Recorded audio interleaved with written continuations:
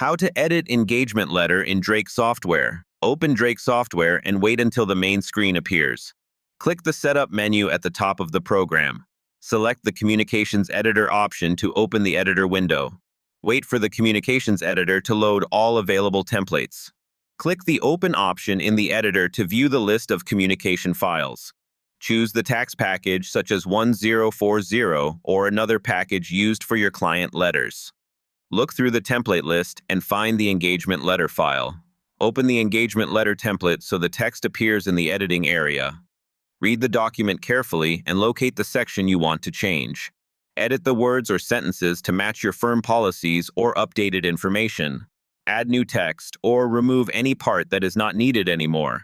Check the formatting and review the entire letter to make sure everything looks correct. Save the changes in the Communications Editor so the new version is stored. Close the editor and return to the Drake home screen where the updated engagement letter will now be used for clients. Thank you for watching.